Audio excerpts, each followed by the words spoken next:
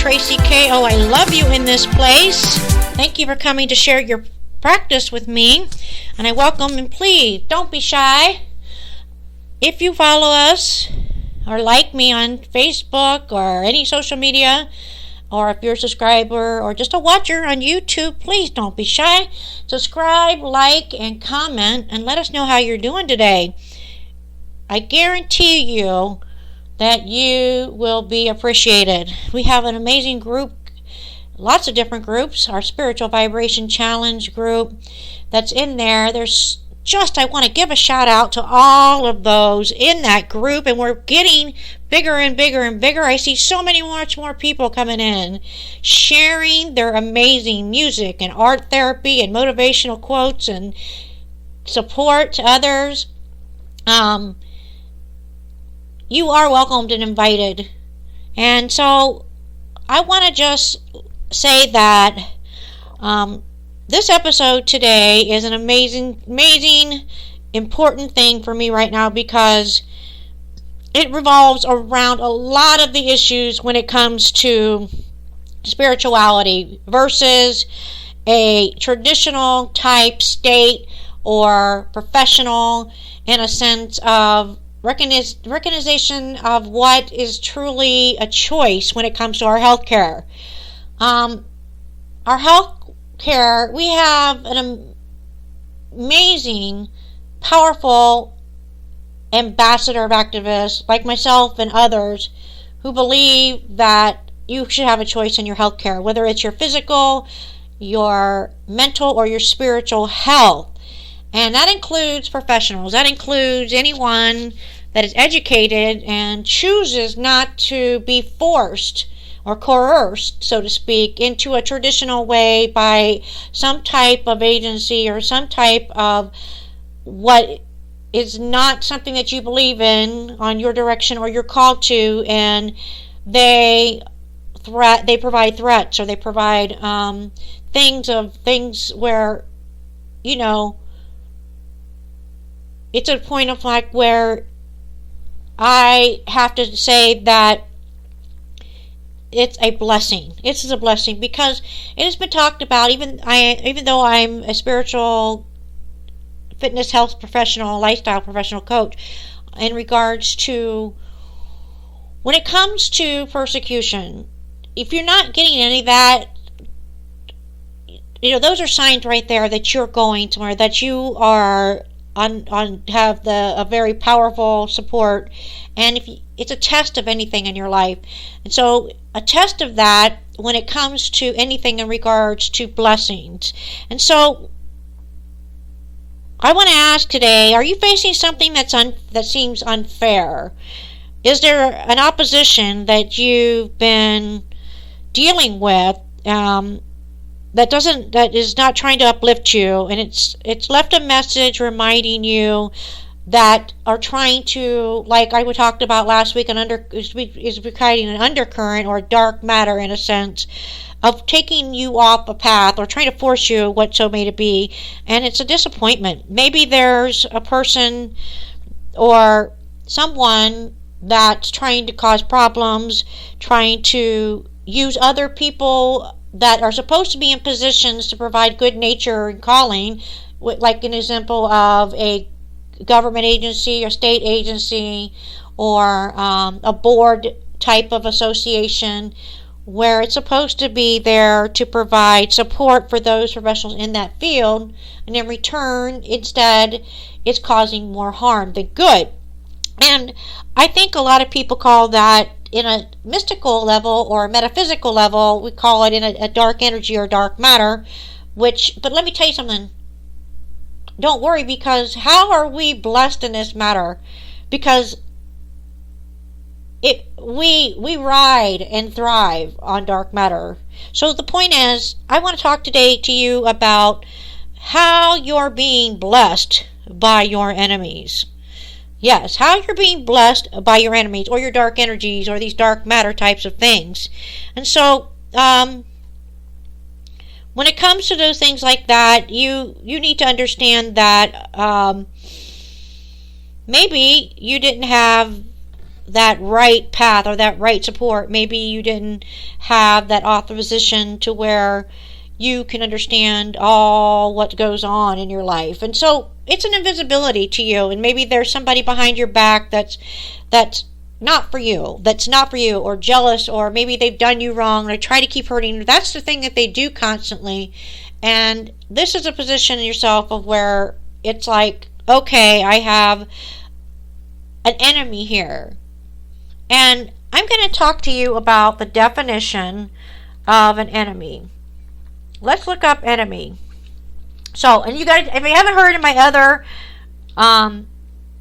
episodes about my go-to resources, I love my Webster dictionary. I love my Webster. I love my medical Webster. They're just awesome. So, let's just look at the enemy. Enemy, you would think that it would be an adjective, right? But it's because adjectives are about actions, emotional, whatever. But enemy is actually a noun.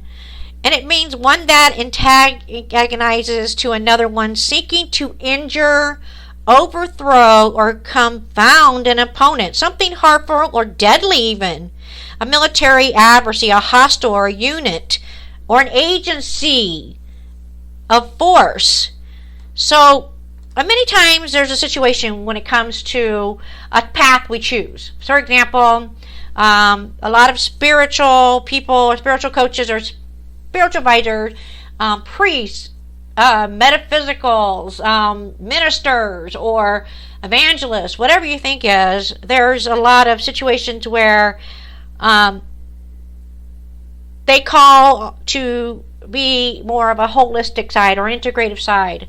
They are called to preach or something even. So there's this called enemy. And when it comes to that, you have to understand that if you are dealing with an area, say, for example, in your practice, whether you share your practice in a sense of yoga or spiritual or relationships or life, whatever, health, wealth, and well-being, or health, wealth, and relationships, whatever, lifestyle issues, basically. There's the situations of counseling or coaching, and coaching, they're a different thing. But have to understand that even though these people have decided to create a unit or a chapter agency, whether you're licensed or not, there's an issue where I'm going to tell you about the whole thing when it comes to being blessed by those enemies. And in today's situation, I'm going to bring up an area, because I'm interfaith, so I'm going to bring up an area when it comes to the good book, which is our government, our White House, our whole issue of America is based on Christianity. So let's just talk about today's word in the sense of blessed by enemies. And it goes by a scripture. Now I can even talk to you if you want to look at points where, like Buddhism or Hinduism or areas of spirituality, in a sense, there's so much more. But I'm going to go ahead and use this. It's a scripture of Samuel 1, chapter 17. And it's about, if anybody knows, and I've talked about this, about how David, has this triumph, he has this triumph over a tribe. Well, they call it a tribe. And a tribe, I think, at that time, and it depends. I'm Midwestern, so bear with me on my language. But it talks about the Philistines. And the Philistines were there was a known, and I think everybody knows this. I pretty much Annie really knows about the whole big deal about giants back then. I don't know, and I'll put a resource down there, but there's a lot of architectural resources, studies, educational, universities, philosophers, about how they've proven about back in the times, in the old days, years and multiple years ago, generations or decades, we're talking BCAC, whatever, after Christ, BC Christ, whatever you call it, whatever you think of it as, whatever country you're in, you know you and how your beliefs are and your faith. But when it comes to, I'm just going to use a story as an example that I am familiar with in my own educational resource, in my own education, about how the giants were back then. They were giants. There's been architectural proven in giants. And so it's a transmission of our planet, how it's been evolved and what it's gone through. But in a sense of like a story, there was David. David was a shepherd boy. David was a shepherd boy, they called him. And David took a path in his life he chose. And David's purpose was set in stone for him, so to speak. Now, he had free will in a sense and could choose, but he chose his path. And he just, the way his feelings were, David was, that even though he was a shepherd boy, something moved him to take a position that somehow inspired or called to him a higher level with authority, so to speak, that allowed him in a position that gave him the strength, the empowerment, the protection, the all whatever mighty you call, to be this little tiny person as a shepherd boy. Which a shepherd boy, we're talking like sheep shepherd here, compared to a giant, right? So look at that and think about that for one thing in your life. You deal with these, and they called it Goliath. So have you ever dealt with these Goliaths in your life? We all have, haven't we? Of course we have. So how do you triumph over that? Well, there's a story behind him where David actually triumphed over this. And he used a sling and a stone. Now, what actually made him pick up that stone? Or why did he pick a stone? Why would he even think? I mean, come on, hello. A sling and a stone with this huge, massive Goliath. Or it could be in your life a government agency, a state board, an employer, or an enemy of some. It's an enemy of some sort. And I just explained that it's an enemy. But why does a Goliath come into our life? Why is a Goliath strategically placed in David's path?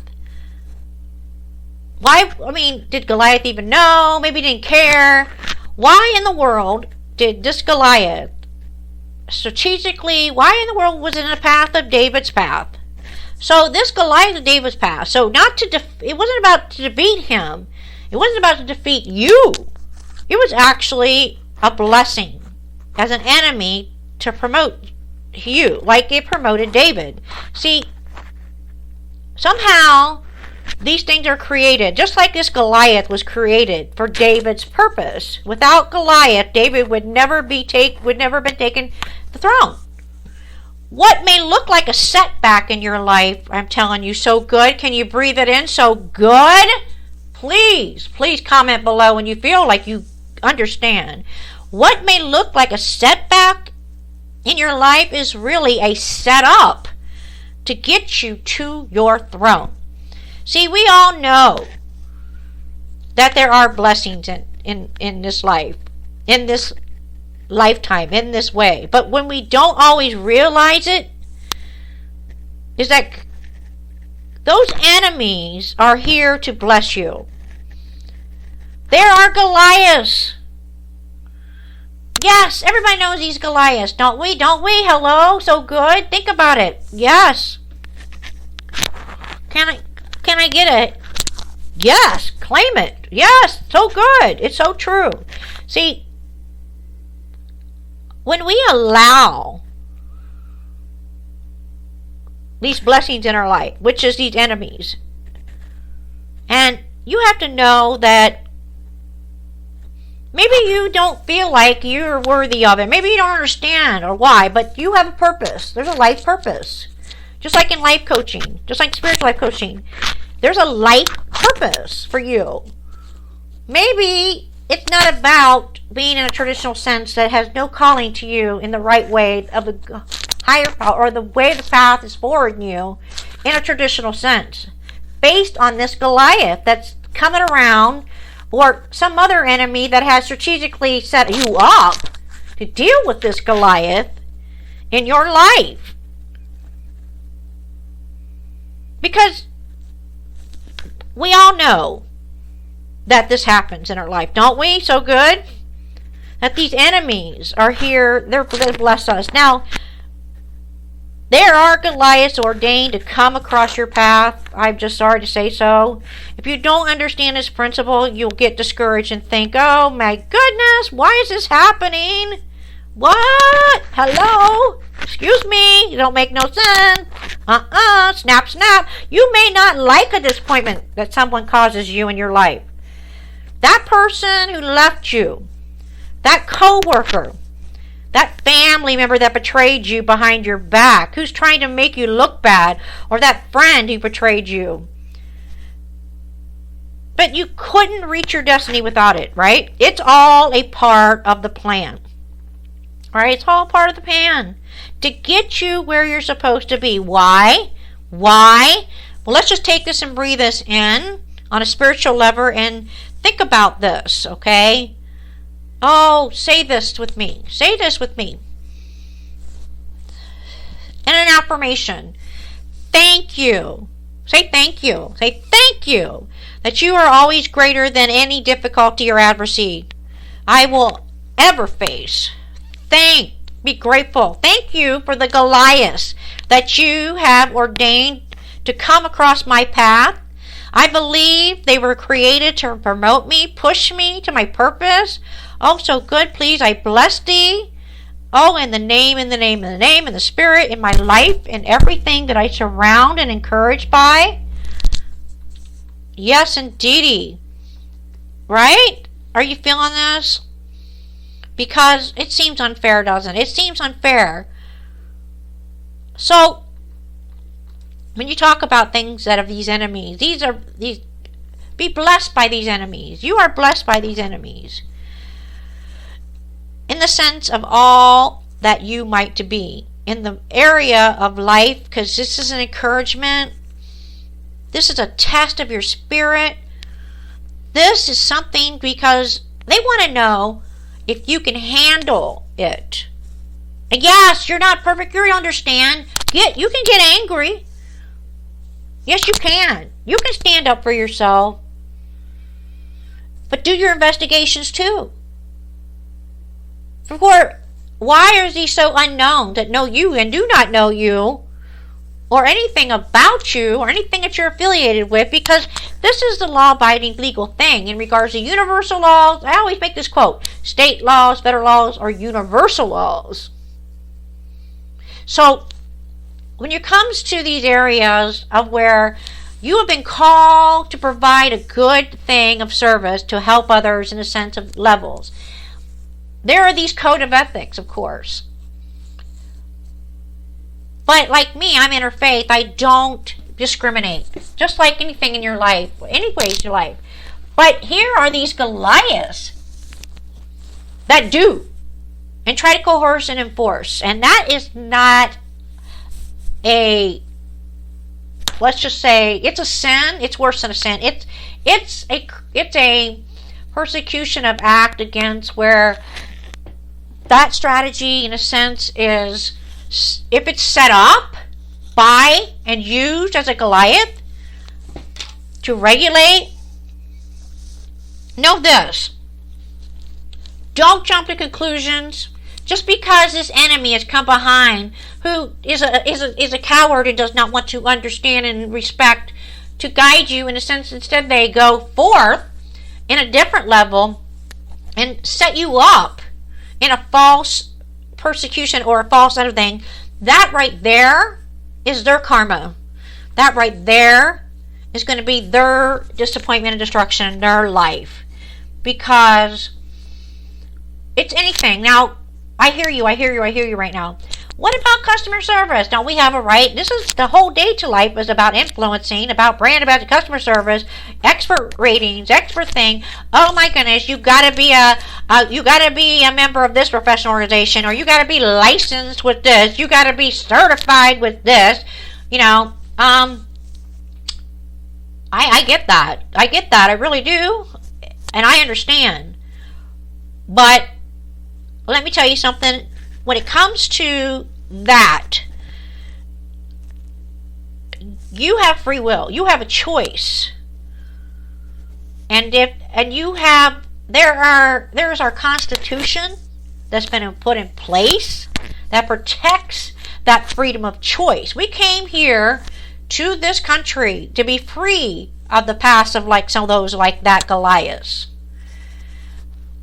This country, USA, was born on that. And if we put into place these Goliaths in our states, in our federal, and discriminate, or when it comes to any area, when it comes to positioning, calling ourselves something, because when it comes to interfaith, it's the same way as our professional status. It's about expanding in a circular circle of life. You can be whole, because that's where you get your master. That's called a mastery in life. You're an expert. You have learned that. You have studied that. It doesn't matter what educational institute, government agency, or anything says about you. You know you, and you know what you've accomplished.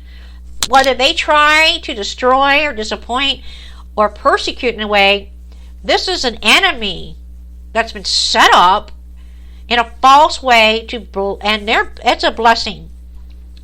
Do not think of anything since, because that person they do not know what they do. They do not know what they do. Forgive them and hope that they will learn from that experience.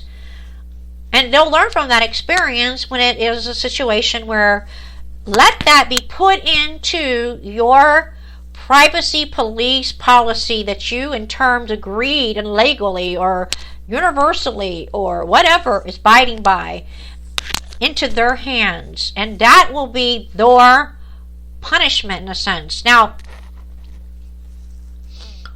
when it comes to the area where for example, when it happened, let's go back to the story of David and Goliath. And I think that's a really good example, because David was a single combat. He didn't have an army. He had no army.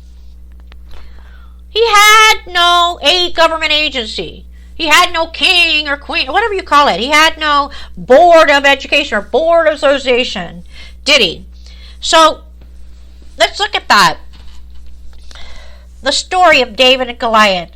This is all about the Philistines.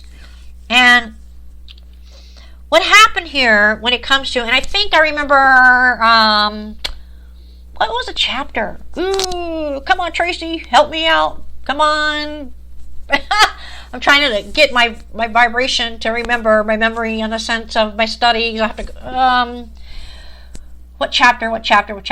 For anybody that wants to look it up on educational wise, I think it was, I'm thinking, no, John, no, wrong, Samuel. I think it's Samuel. And the Torah or the Bible, whatever, in the Christianity sense, if you're looking for that. There's other areas I can bring to you when it comes to Hinduism or Buddhism. There's a lot of stories when it comes to the elephant, stuff like that. So, I'm just going to go with this. But, so, the Philistines had gathered their forces for war and assembled. They had basically pitched a camp somewhere. The Philistines occupied a hill, and there was Israelites there, and they had a champion. Now, you hear that? A champion they call Goliath, who was from a place of I don't even know where this is in the biblical time, But anyway, he was a representation or someone that they used.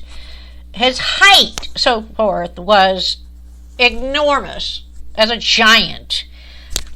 He had a bronze helmet on his head. He wore a coat of scale of armor of bronze, weighing 5,000. It wasn't pounds.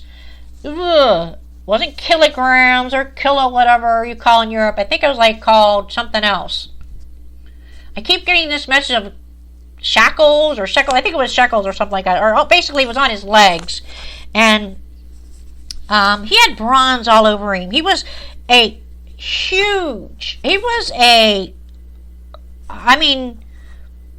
god or some sort in their sense. And he had a spear also.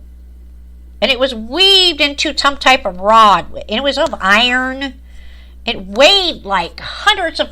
it was very heavy. He also bared and had a shield that he would use. This Goliath stood so big, so tall, so enormous, like a mountain, that he actually could be seen and sensed in that area. His voice even.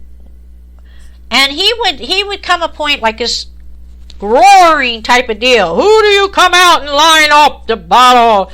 Who do you whatever? I am the authority. I determined how you are, so to speak. And when it came to this war, he was able to fight. He was able to take on massive types of things and defy these armies, so to speak, against the Israelites. Now there was I don't know if you remember this or if you guys know about this, but if you don't know any Christianity books, that's a good example of biblical times. I love medieval stuff, basically. That's my medieval stuff to me. But this king was also, the reason why he had him, it was his weapon, his big weapon. And so he would say, give me that weapon. I need a man that can fight, that can really wipe out the masses in a sense of all this, these little whatever. So now, here's David, right? David is this son. I think he had a father. I do not know what his heritage is or what his nationality is. It wasn't Israelite. It was something else. But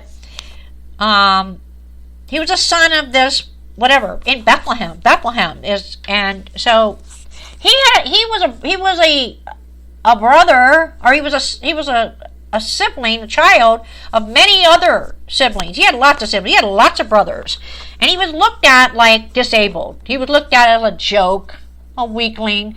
His brothers always had the best of the best, chores and responsibilities, and he had the worst. So, plus he was also he was the youngest too, I think, and his whole deal, he tended to his father's sheep. He was a shepherd. So he would get up every morning and evening and he would do his chores. Just like, you or your teenager or your mom and dad give you chores or your life or your own chores. So, now, when it comes to this war, everybody has a commander. You know what a commander is, right?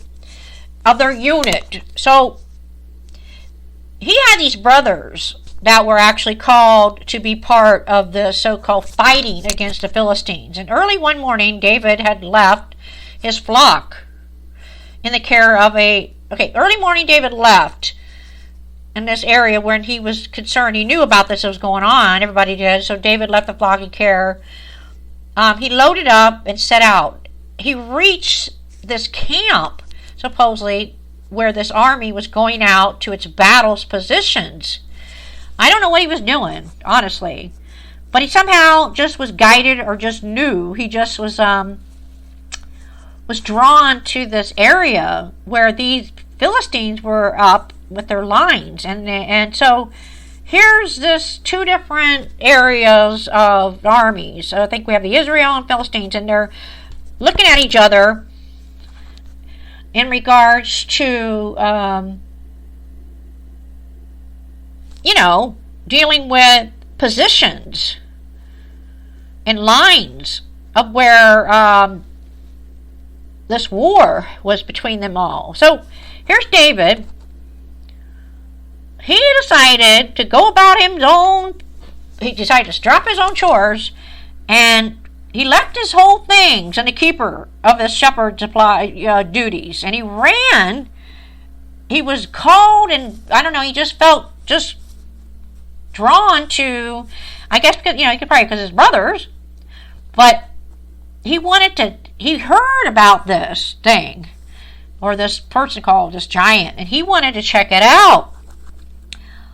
And supposedly he was this champion and stepped out and shouted in defiance. And so whenever the Israelites saw this man, they all fled from him in great fear. I mean, it's fear. So you think about that in your own life when you're dealing with some kind of Goliath in your life. It's been set up and programmed, or people are enemies. So now the Israelites here in this story, do not, if you see this man that keeps coming out, oh my goodness, you gotta, I mean, you want to get away from him. So run.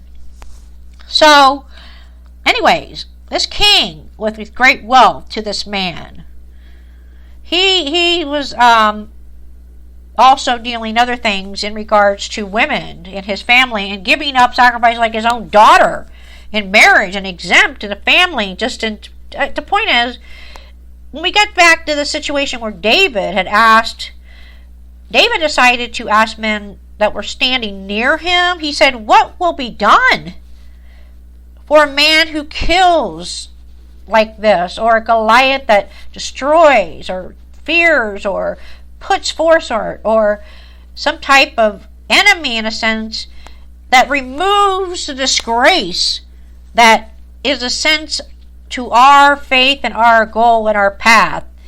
And so we must do something, and that is what will be done, in a sense. And so there was an actual challenge,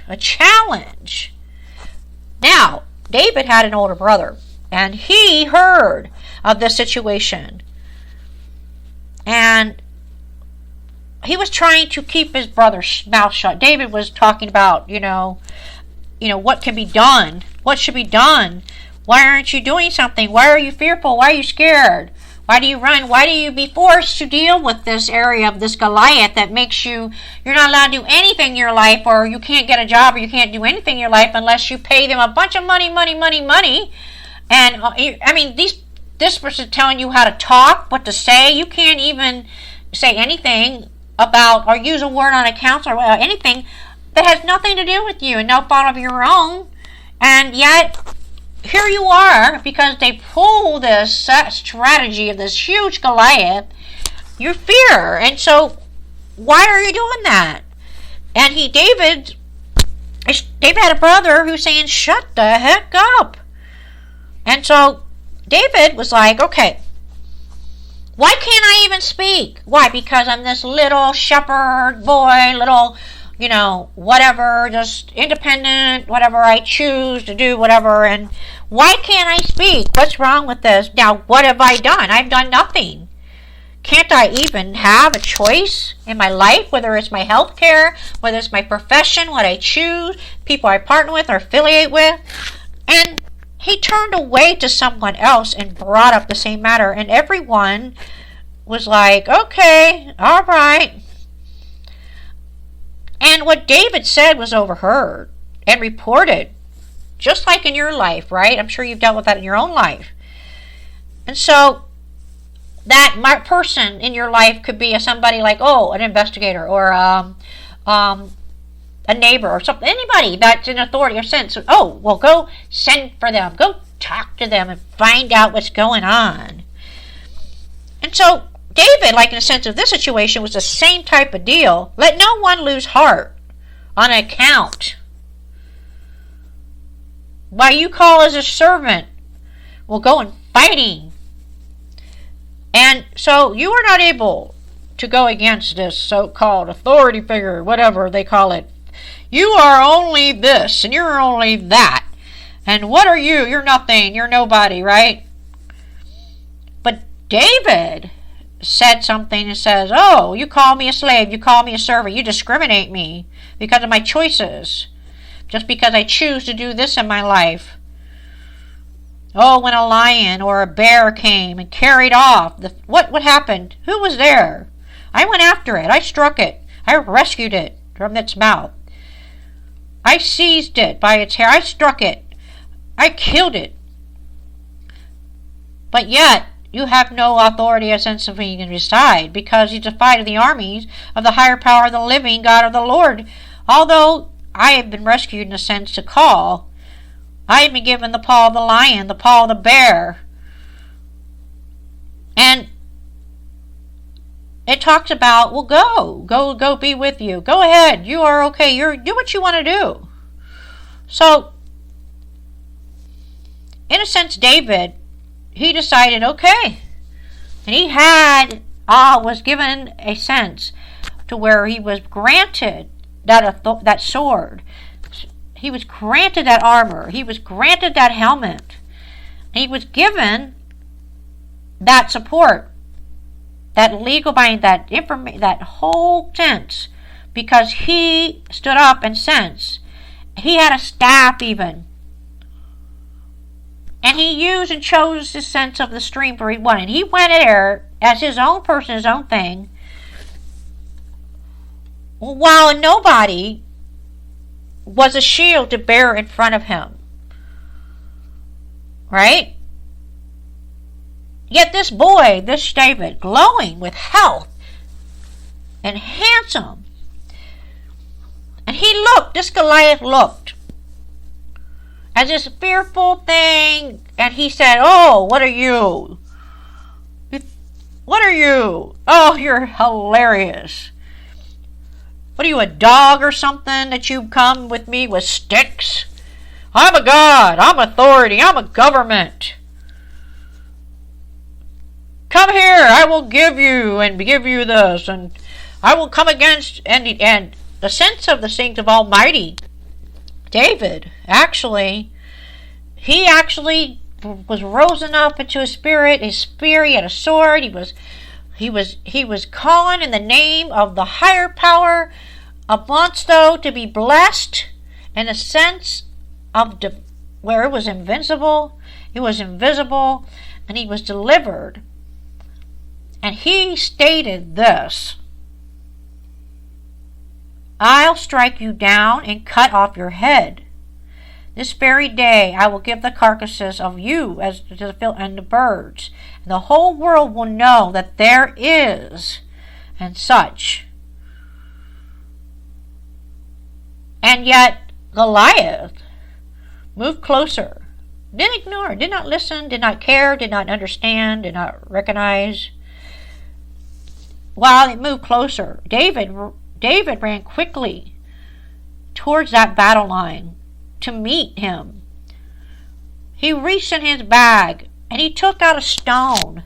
He slung it and struck this Goliath on the forehead. The stone sunk so far into his forehead, he fell face down on the ground and was dead. David triumphant with a sling and a stone.